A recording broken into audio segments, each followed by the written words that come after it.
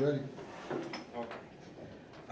How many of you ever wondered where drugs like marijuana, cocaine comes into the U.S. or who brings it? Well, today I'm gonna talk to you about the biggest, strongest cartel in the world so far. It's the Sinaloa Mexican cartel. I printed out some pictures of the major. It's a bunch of these are the major lieutenants they call them. I don't think I printed out enough, so y'all gonna have to share. Let me see, you don't. I want to talk to you a little about where the cartel evolved from, their leader, and then I'm going to tell you some gross crimes they have committed against another cartel.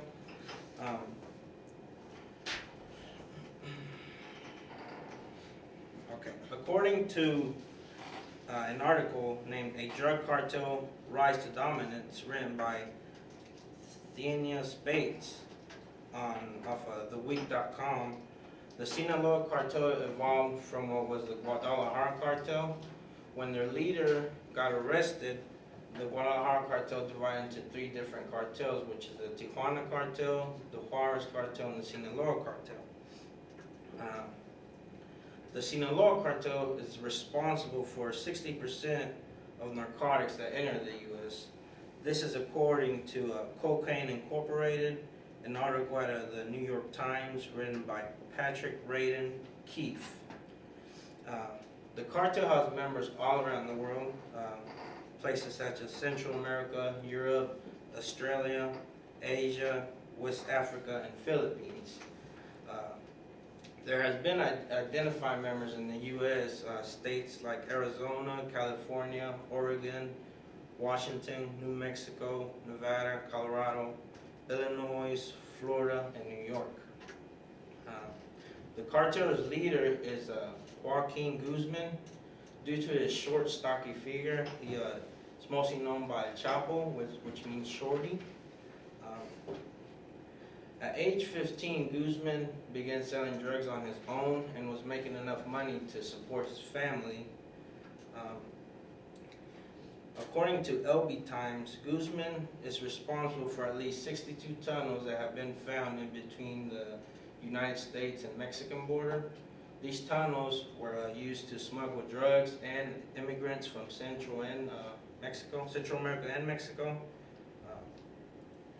Forbes named Guzman the biggest drug lord of all times, and Chicago named him public enemy #1. This title hadn't been held since Al Capone, so that's how big he was. Guzman was actually arrested in February of this year. He was arrested by Mexican Marines in a hotel in his hometown in Mazatlan, Sinaloa. It was like in the middle of the city. He's being held in a prison in Juarez and is yet to be prosecuted. I'm thinking a lot of people are thinking he might escape and all the influence he has. Due to, unlike other Mexican cartels, the Sinaloa cartel prefers bribe over bullet. They have invested millions in corrupting police and government officials. It does use violence against other cartels. Some examples are, in 2010, they killed a member of the Juarez cartel, and they sliced his face and stitched it to a soccer ball. In 2011, 15 headless bodies were found near a shopping mall in Juarez, and they each had a note from Guzman. In 2012, 14 members of the Juarez cartel were found in a minivan chopped into pieces. So now I told you a little about the Sinaloa cartel, their leader, and some gross crimes they committed. I'm gonna leave you with an interesting point I came across through many Mexican citizens. They actually support the cartel and say that Joaquin Guzman is some sort of Robin Hood because he gives back to the poor and he helps out his hometown. I just think he's a generous criminal, but that doesn't make him a hero. That's it.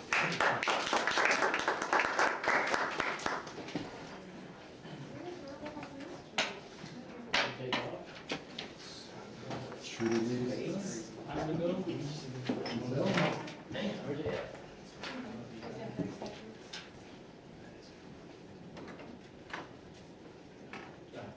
Save your runoff on us?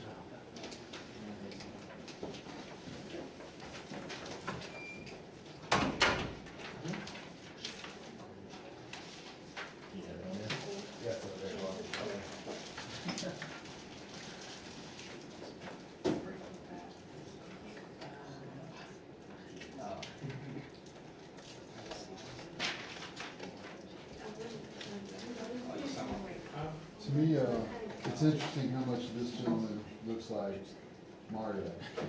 Yeah. Busted. Got the blue cap on too. I use gentleman looks. Yeah, no, that's That's like, there's only two pictures of him, it's that one and then the one where he got arrested. Well, I knew they apprehended, big drug lords